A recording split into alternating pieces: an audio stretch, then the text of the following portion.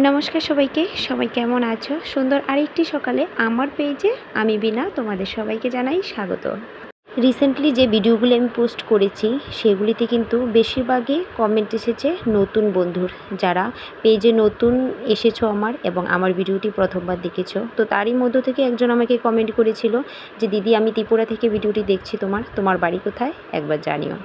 সেই দিনটার বিদ্যুতেই কিন্তু আমি আমার পরিচয়টা দিতে ভুলে গিয়েছিলাম। তো সেই জন্য আজ আবারও আমার পরিচয়টা আমি একবার দিয়ে দিচ্ছি। জানি না তুমি আজকের ভিডিও দেখছো কি না, তবে আমি বলে দিচ্ছি, আমিও ত্রিপুরা থেকে বলছি, আমার বাড়ি আগরতলাতে। যারা আমার পেজে আজ নতুন এসেছো এবং আমার ভিডিওটি প্রথমবার দেখছো, যদি তুমি সম্পূর্ণ ভিডিওটি দেখে থাকো, আমার ভিডিওটি ভালো লাগে, তাহলে যাওয়ার সময় কিন্তু সুন্দর একটি কমেন্ট করে দিয়ে যাবে। আর হ্যাঁ, কমেন্টে কিন্তু বলে যাবে তুমি কোথা থেকে ভিডিওটি দেখছো। যদি ত্রিপুরা থেকে হও তাহলে অবশ্যই কিন্তু ত্রিপুরা লোকেশনটা দিতে ভুলো না। তাহলে আমি যখন কমেন্টটা চেক করব তখন কিন্তু তোমার এই সুন্দর মিষ্টি কমেন্টটি পড়ে তোমার জায়গাটা যখন জানতে পারবো, সেটা আমি নেক্সট ভিডিওতে বলতে আমার খুব সুবিধে হয় যদি তুমি জায়গার নামটা বলো। ঘড়িতে দেখতেই পাচ্ছ কটা বাজছে। ভাত হয়ে গেছে আর বাকি সব রান্নার আয়োজন করে নিয়েছি। এখানে অনেক দিন পরে আজ ডাল রান্না করেছি। ডালে একটু দুধ কচু টোকা ছিল, সেই যে বাবার বাড়ি থেকে এনেছিলাম, সেগুলি আজ শেষ হয়েছে। বেশি ছিল না, এই একটাই ছিল, তো সেটা ফেলবো নাকি ডালে দিয়ে দিয়েছি।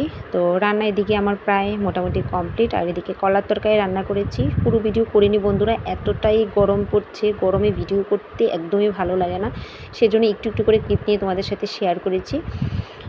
আর আমি তো আগে একটা ভিডিওতে বলেছিলাম যে আমি কলার তরকারি সবসময় এভাবেই বড়া করে রান্না করি। আর এখানে কলার খোসাগুলি বাটা করেছি আজ আগে বেটে, তারপর এটাকে ভালো করে ভেজে নিয়েছি। কিন্তু এই প্রসেসে খেতে আমার কিন্তু ভালোই লেগেছে। আমি ওই যে বললাম, একবার এক এক রকম প্রসেসে খেতে আমি খুব ভালোবাসি। আর এদিকে দেখো চা পাতা, 6 মাসের উপর হয়েছে এই চা পাতাগুলি। 20 টাকার চা পাতা এনেছিলাম আমি, আর 6 মাস হয়ে গেছে। আজ হঠাৎই দেখছি চা পাতাগুলি নষ্ট হয়ে উঠেছে, তো সেজন্য এগুলিকে ছাদে ছড়িয়ে দিয়ে এসেছি। আর এখন দেখো, এই ভিডিওটা গতকাল রাতেরই কিছুটা ক্লিপ ছিল।